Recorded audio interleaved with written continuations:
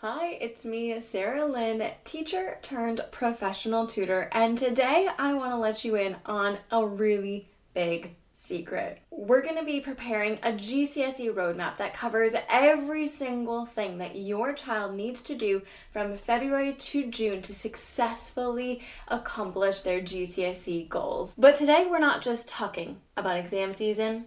We're going to plan it together. I'm going to be sharing with you everything that your child needs to do in every single month leading up to the start of their exams on May 4th, right through to the end of their exams at the end of June. We're going to look at everything they need to be studying, when they need to be studying, how much they should be revising, and of course, important deadlines. So, hit pause, go grab your planner. I don't mind what it looks like. It could be your phone calendar, it could be a scrap of paper. Just go grab something. But Sarah Lynn, I'm doing dishes, or I'm doing groceries, or I'm listening while I'm driving in the car. I don't have the ability to write. That's okay. I see you too, and I'm so grateful that you're here with me on your very busy day. I have a downloadable checklist that you can print out and tick as you go, so you are just as on top of things, even when you're not writing things down inside your notebook with us right now. So there's something for everyone, folks.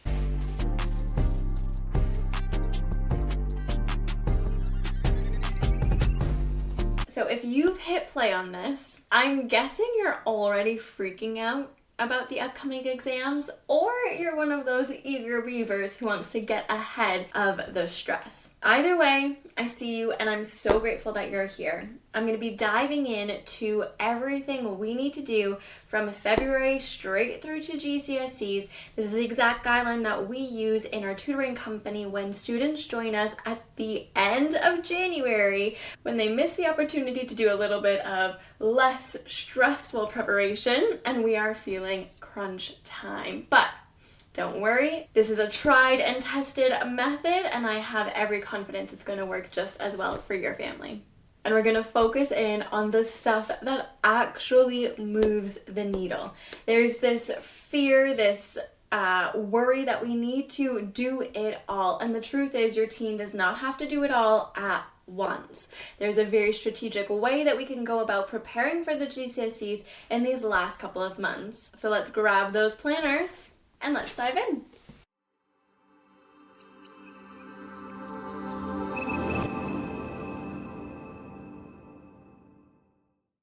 Okay, so February. When I say February, there's a couple things that come to mind initially, right? There's Valentine's Day, there's February half term, and then of course, if you are in year 11, you'll have noticed that your teachers are starting to drop in phrases like mock exams. Dun, dun, dun. And it means that you might be feeling a little bit more anxious, or you might be feeling a little bit more avoidant. Let's hone in, let's zoom in on the two things that really matter in February. This is what we're going to write down. Number one, and this is important. If I lost you, come back. Make sure you're listening, because this one is super important. Right now, you must organize accommodations for your child's exams before March. So the first thing you are writing down in this week, you are writing down, send an email to the SENCO to discuss alternative accommodations that your child may require for their exam. Now, this is specific to children who have either an EHCP or require SEND support. It's important to note you do not need an EHCP in order to get access to accommodation. You just need to note that you require SEND support. So there's a couple of different things that you can ask for an accommodation. We have many different videos that you can watch, and one specifically coming up in the next couple of weeks that will highlight these for you. But the best thing to do is to get the ball rolling by speaking to your SENCO. A couple of initial things that you can include inside the email, or that you can reflect upon whether or not your child might need, is for extra time, potentially rest breaks within the actual exam, a separate room, a reader, a scribe, so someone to write. Regardless of what it is, make sure you send that email over to your SENCO and get the ball rolling with conversation. It is absolutely imperative that you do that this week, because waiting is only going to limit your child's opportunity to have access to those accommodations. The school needs to potentially speak to the exam board, the exam center, or we need to talk to the local authority if you're a home ed or out of school student. So we need to make sure that we speak to the right people ASAP. So whether it's your local authority or your SENCO, make sure that conversation goes in ASAP. Thing number 2 that February is all about, it's to find a study system that suits your child. But Sarah Lynn, we're in February of year 11. How do they not know how to revise? Yes, this is a very common question that many families have. How did they go through over 11 years of education and not have a personalized revision process? I ask myself the same thing many times, but many students will not actually know the effective ways to revise. They're falling back on things like rereading and highlighting, and as we've noticed in our previous videos that talked about the 3 science-backed ways to ensure studying that sticks, that they can remember, those things do not work. So in February, we are going to be trialing different methods. I would highly suggest looking at the video that talks about the 3 science-backed ways and trialing those 3 methods so that the rest of the months that we have preparing for our exams, your teen can be hyper-focused on using that study method that really works for them. So in your notebook, we have on week 1, study method number 1. And then on week 2, we've got method number 2. And on week 3, we've got method number 3. Now, when I say study method number 1, number 2, number 3, what am I referring to? Well, there's many different highly effective revision methods, specifically ones that focus on active recall. But there's also things around time management, increasing focus, attention, but decreasing the amount of time. And there's things like interleaving. So how do we start blending all of the topics together? There might be something like the Pomodoro method or voice notes, or one of my absolute favorites is blurting, which uses a mixture of videos and mind maps to check to see where your child has any gaps and make sure they can fill them like with a laser focused approach. So they're going to choose that one method and they're going to use it every single day with the topics that they're revising. And if it's awful, not a problem, you scrap it and then next week you try the new one. So ideally by the end of February, they should know, okay, flashcards, I spend so much time making them absolutely gorgeous, but then I forget to go back and look at them. Not the most effective. But explaining stuff out loud in a voice note or to my family at the dinner table, now that actually really helps me consolidate my learning. Perfect. Now you know to get yourself a whiteboard and entertain your family every night at dinner. Okay, so because we're still in February, many students in the UK will have a February half term. February half term this year takes place from the week commencing February 16th, so that 3rd week. That is February half term. Now, using February half term to our advantage is going to be one of those game-changing moments. You know when you're watching sports and there's like that one critical moment where if it didn't happen, the rest really wasn't supposed to go the way it went? That is this week. That's because we're going to do a test run. We are going to do 3 days of 45 minutes per 2 or 3 subjects. So you have 3 days. Let's choose 3 subjects each day. And each of those subjects are broken into 45-minute slots. That's it. And if it still doesn't work, you have time to adjust. But if it does, great. This is the system that we're going to use moving forward. So by the time February half term comes around, you've already had 2 weeks to trial 2 different learning methods. So if week 1's learning method was really good, great, keep it for week 2, keep it for the half-term hyper-focus. If week 1's method wasn't that great, Pomodoro didn't do anything for you, but the second week you tried blurting and it was fantastic, amazing. Keep blurting for the February half-term laser focus run.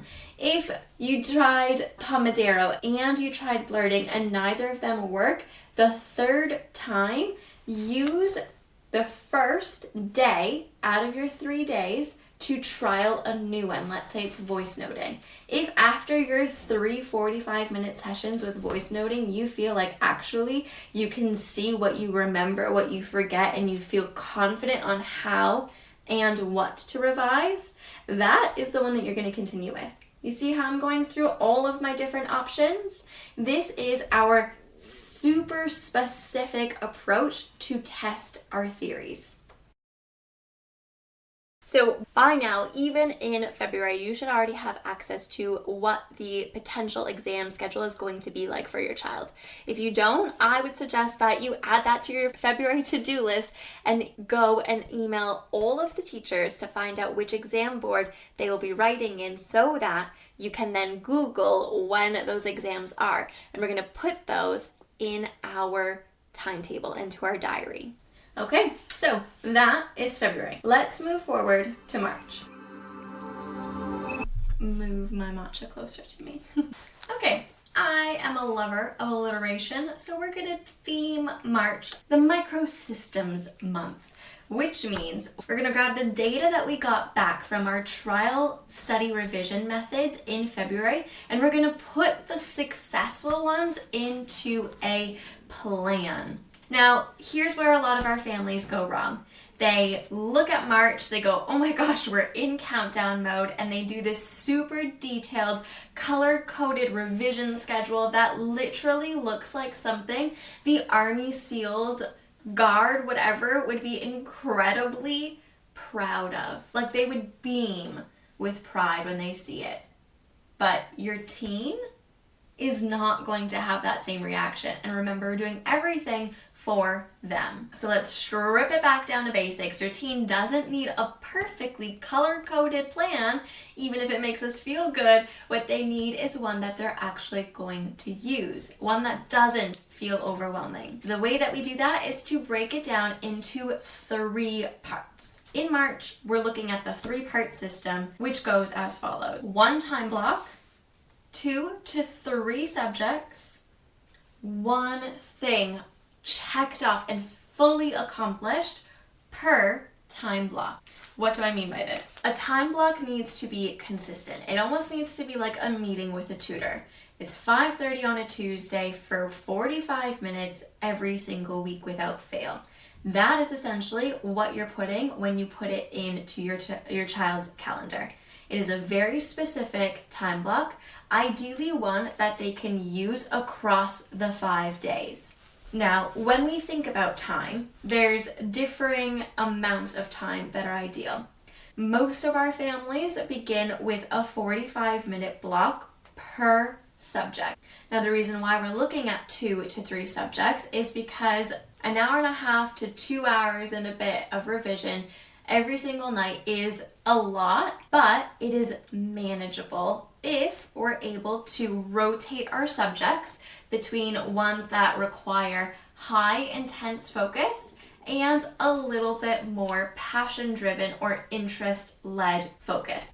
So we rotate through our subjects. We don't have the same ones every single day. The most important part of the 3-part system is that we're looking for 1 complete check, which means if I've decided that in my first 45 minutes I'm going to be looking at biology, and I know that I really love blurting, it means that for me to be able to tick it off, I'm going to watch a full video or read a full chapter that my school has provided me with on a very specific topic. And after I'm done, I'm going to close my book and I'm going to go through creating a blurt or a mind map of everything that I remember from that video. Then I'm going to check it against the resource that I had already watched to see what I remembered and what I forgot. With a different color, I'm going to add in all of the bits that I had forgotten. My ability to check that off, because that is a full revision that has been completed through the method of active recall, and I can say, yes, I completed that completely. Then I would move on to my subject 2. If I wasn't able to complete it, that's okay, because our goal is to have at least one full check. So let's say in my second subject, I have 45 minutes again. This one is math, and I said I wanted to look at 10 sample questions from past papers that I already know that I didn't get right.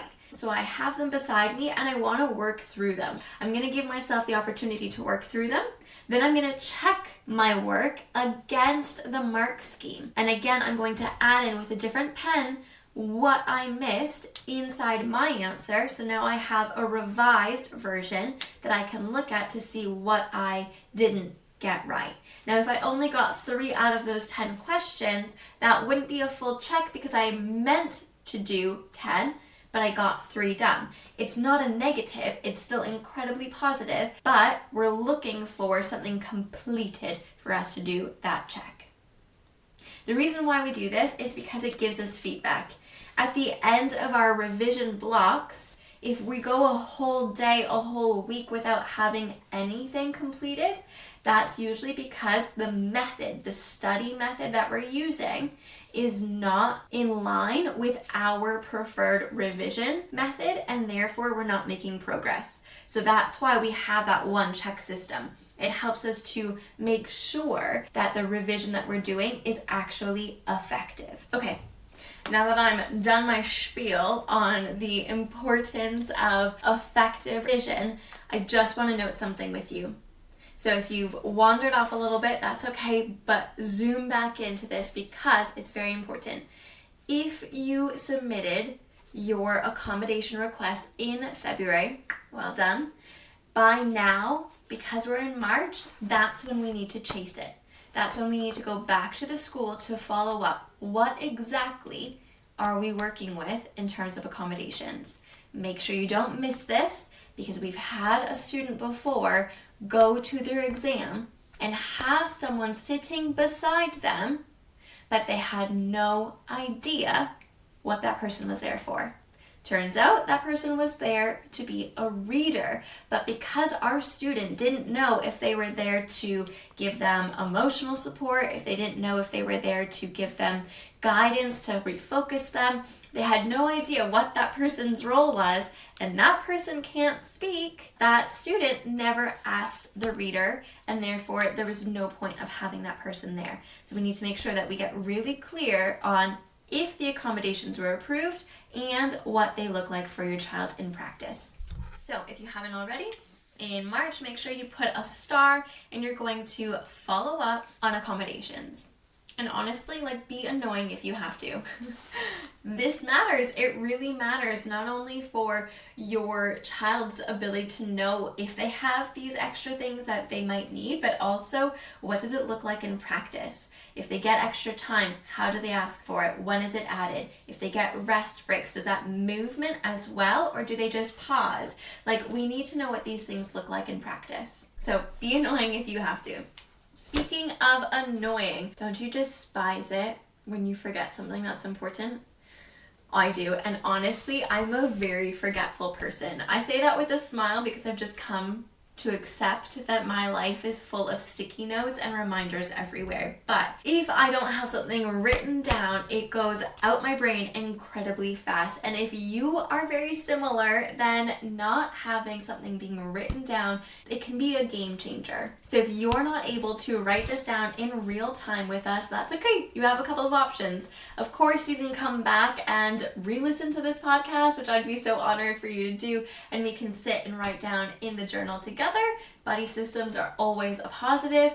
Or, of course, you can head down to our show notes where I've created a free printable checklist that has everything that you need to do so you can tick it off as you go. Good friends remind each other of important things, and this is important, so I do not want you to forget it. So head over down to the description notes if you need that printable, and we can make sure that you and your child are on the right path towards GCSE success. Now, we just finished off our March section, but if you look at the school calendar, students here in the UK have the end of March and the beginning of April for their spring half term. We are looking at March 30th until April 10th. Those are the school days, the work days that your child has for their spring half term. So make sure you circle those weeks because they are going to be the most important weeks. 2 weeks off. This is a big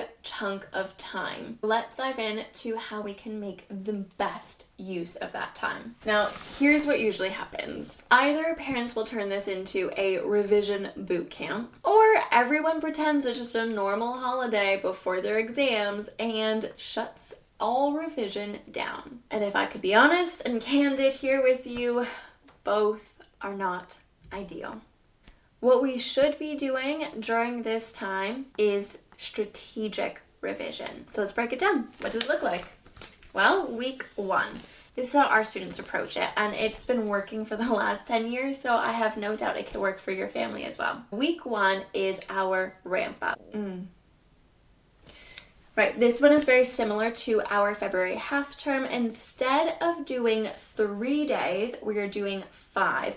And instead of 45-minute blocks, we are doubling it for a 90-minute block. So we're looking for 2 blocks per 5 days, 90 minutes each. But we're going to keep our system the same. We're looking at rotating through our subjects, and we're looking for one thing accomplished that we can give ourselves a check mark for per day. It doesn't have to be in both sessions, but it needs to be at least one check per day. So how do we usually go through this? Well, the way that I like to do it, because we like routine, is to keep the routine very similar, which means we get up around the same time as we would if we had to go to school. Not necessarily the same, but around the same time to keep the system going. We make sure that we have a 90-minute block in the morning. They have a good break, hopefully where they can go outside or move their body and eat. They come back, they have another 90 minutes, and then evenings are completely off. This system seems to have worked with all of our families because it honors the routine maintaining the same. So there's less ebbs and flows with their sleep cycle, with their active focus time, because it stays very similar to what happens in the school day, but they still get plenty of time for rest in the evenings, and we are giving them complete weekends as well. Now, week 2 is a little bit different. Week 2 is our past paper week. So here's how things change a little bit. In this scenario, what we're going to do is we're going to choose 4 subjects, 4 of them, and we're going to spread those 4 subjects across the week. So you can choose to include the weekend or not include the weekend to have more gaps. Choice is yours, but we have 4 subjects, and what we're going to do is complete a full paper under real exam conditions. So timed, quiet room, no notes with you, no computer with you, no phone with you, no help from a parent, just your child and the paper. Now, the most important part here is you don't just write it, you take a break and then revise it against the mark scheme.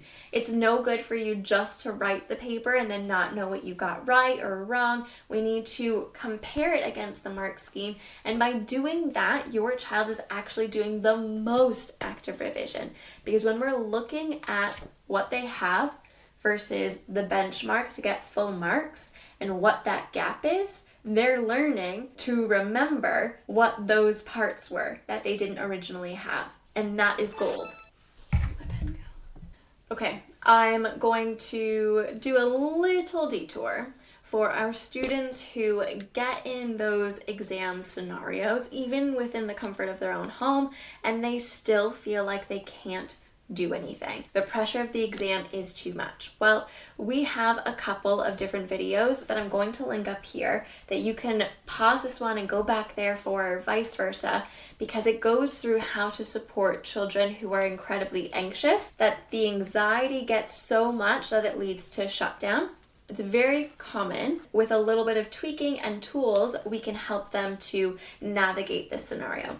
But if they've completely shut down, it's okay. This is still revision, but we may need to dig into a little bit more about the psychology of why they're shutting down and what that means in terms of their long-term goals. After that 2-week break, your teen should feel incredibly empowered. They have absolutely honed in on the subjects that needed the most critical time. They've got those checks done every day, and now they have a bank of knowledge of the topics or the specific types of questions that they keep missing marks in for those 4 subjects that they wrote past papers in. That's fantastic. So they should be going into April, which is our real reality check month. They should be going into April feeling like they have a really good lay of the land and a very specific view of what they need to zoom in and spend their time on. In April, let's write down in our notes, April is our reality check month. Now, if your child is like most anxious children, if we say April, their brain has already jumped to May 4th when the exams start. April is usually when the wheels start to come off a little bit. And honestly, it's totally normal for us to start feeling the build of anxiety or pressure or excitement or worry or whatever your child is feeling. But there's a couple of things that we need to be mindful of. What they don't need to hear right now is, you're doing fine, you're on track, you'll be great, I believe in you. While they come from a place of love, I know they do, they're actually demeaning where they are right now because they have full reason to have feelings towards these exams. These are big exams and there's a lot of stake put on these specific moments in their life.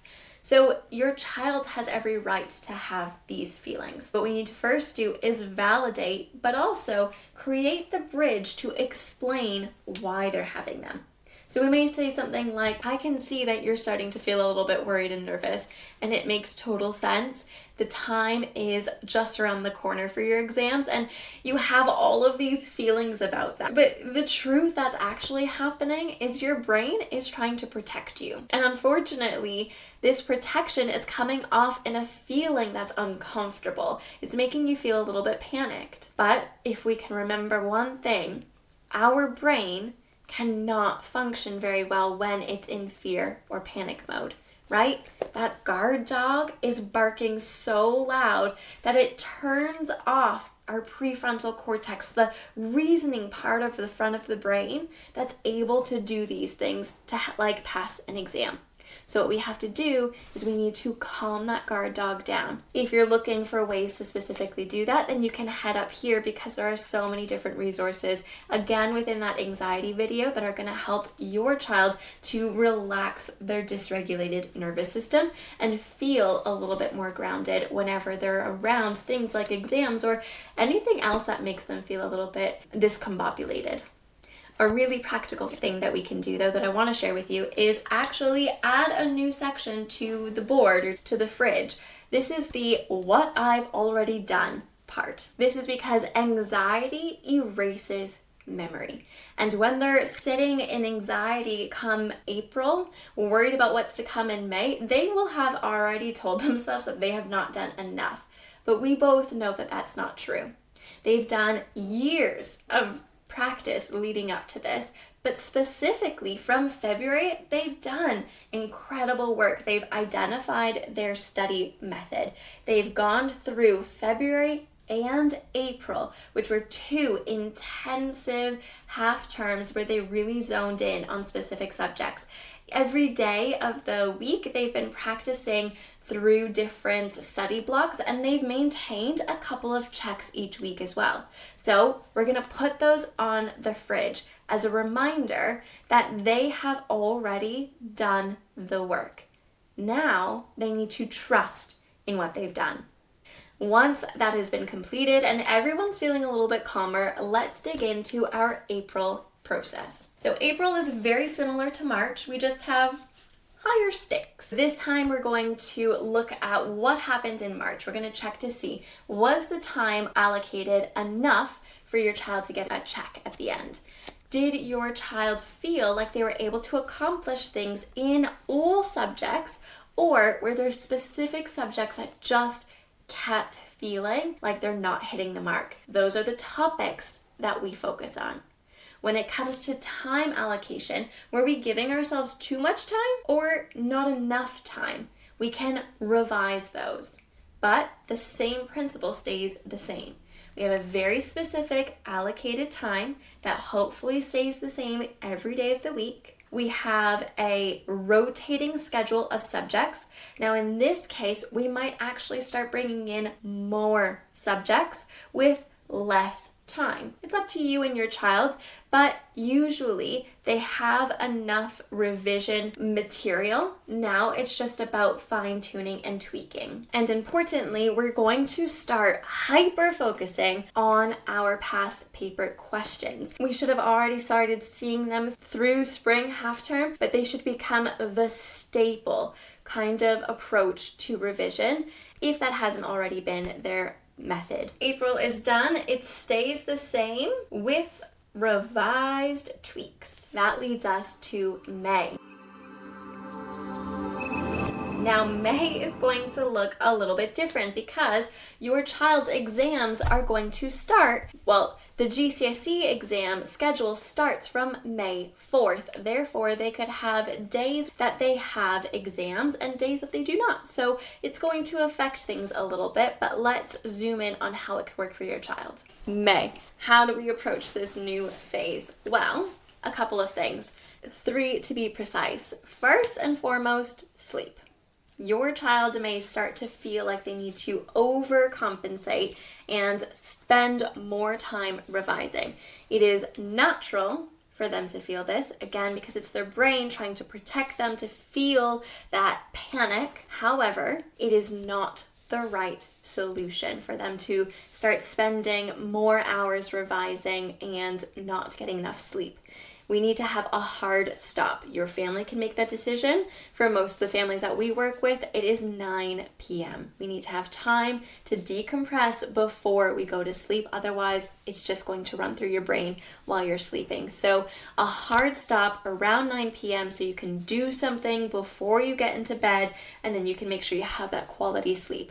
Remember, quality sleep is key because it helps all of the things in your brain to filter out the garbage and to keep the most important parts. It consolidates. If we don't have sleep, we don't have that consolidation, and it really impacts what you're going to remember. Number 2, this is food, not just energy drinks and not just snacks. We're not looking for Parent of the Year award here. You don't need to go above and beyond by cooking them these homemade elaborate meals, but we do need to identify some specific high protein, high fiber foods that are going to help fuel them and maintain those insulin levels so that we don't have big spikes and drops. We need to make sure that they feel fed and so they keep their focus throughout the day. And number 3, and probably their most important one, their most favorite version, is breaks. They need breaks even though we are in crunch time and we're in the last couple of weeks before these exams. We need to honor their time to rest, to consolidate, which means without looking at a book, and to recharge, which means let them game, which means let them go out and run and play and see their friends and play guitar and do sport and watch the sunrise. There's so many things. Oh, speaking of sunrise, that sun really shifted behind a cloud. I felt it. They basically need time to regulate their system. And when this happens, you'll notice that there's going to be more shifts in mood. They may have been able to keep it all together until now, or maybe they didn't, but you will notice the highs and lows will become almost daily these next couple of months, and that's normal. There's gonna be many tears and many I can't do this moments, and there's not a whole lot that you can do except validate it. I know this is really hard right now and you're doing something so difficult. Honestly, I'm really, really proud of you for showing up. It's okay. What can I help you with? That's it. You don't fix it. You don't try and change them into a better mood. You don't get caught in that grief cycle with them. You be the container. You witness what they're going through. That's it. They just need to feel it. They just need to let those emotions go through them. So May will have some of those exams. We'll have bigger days. You can treat May very similar to how you treated spring half term. So looking at consistent revision blocks, potentially 1, potentially 2 per day. Again, focusing on the most important ones based on where the exams lie within their timetable. And then June is the home stretch. We have one exam at a time. And there's really nothing that we're going to change between May and June. In between our exams, we need decompression time. We need reset time. Yes, it's all well and good to say that we need to jump back into revision to prepare for the next one, but actually we need at least a couple of hours to just let go and feel the process of what they went through. Some of our students have been taught the later not now method, which essentially means when they are in an exam and they start to feel the anxiety building, what they say as a mantra in their mind is later not now, later not now. And it doesn't mean that they have to shut off the anxiety or the worry or the fear, frustration, whatever they're feeling. It says later. Right now, we're doing this. We're going to concentrate on this paper for 90 minutes, and then I will deal with the feelings that I have, which means that they're then taught that when they finish their exam and they come out, they go to their safe place, their quiet place, whatever it is, and they spend time then feeling all of those emotions that they said later not now to. We give them the equivalent amount of time, 90 minutes if they need it, and they can sit and ruminate and be frustrated and upset and angry that they didn't get that question and I didn't revise this and I didn't think that was going to be on the exam, and all of those feelings, they need to let them out. So they either vent it, write it, or just sit and cry about it. Whatever they choose to do, let them process it, but keep it the same amount, no longer, to what they wrote in the exam. Because after they let it out, they need to then go move their body so they can get out of their head, into their body, and into the present moment. So we have later, not now.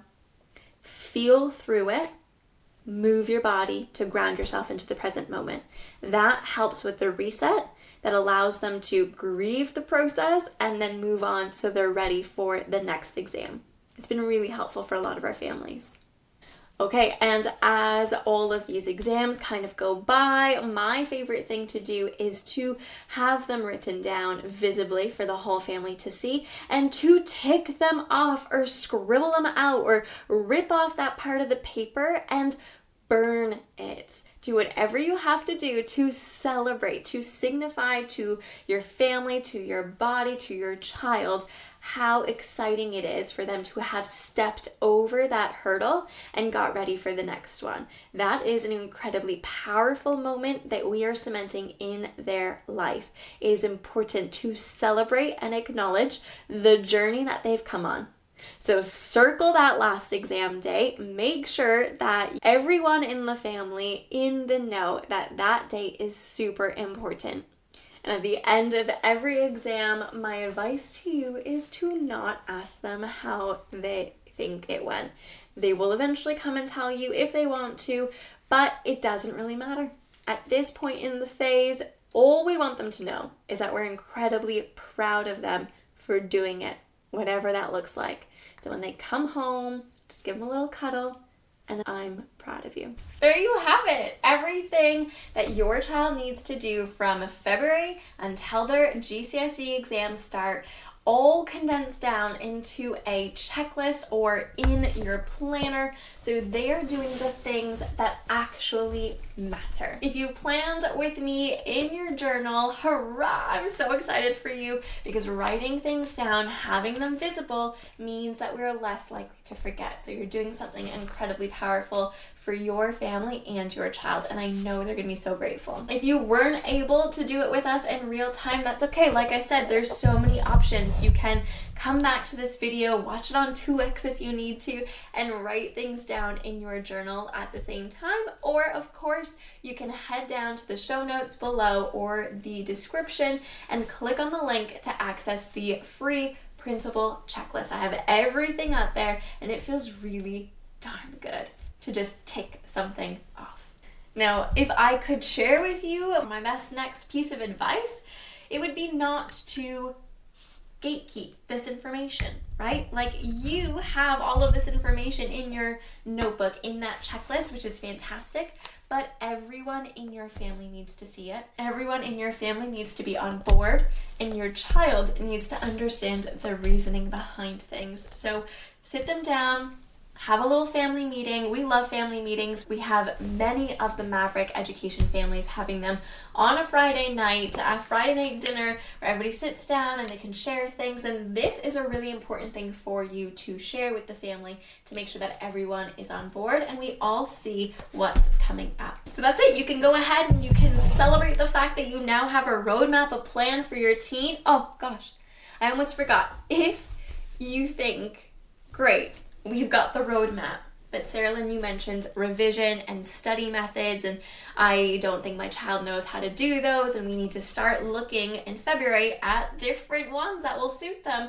Where do I go? What do I do to make sure that they actually know how to revise? I got you covered. If you head over to this video right here, it will tell you all of the science-backed, evidence-based methods to revise that will help your child achieve and remember everything that they need to remember for their exam. It's super empowering to know that you are doing the right thing leading up to this exam. So don't hesitate. Now that you've got your plan and we know that we're looking for the specific revision method that works for your child, head over to this video to find out what your options are. I'll see you in there.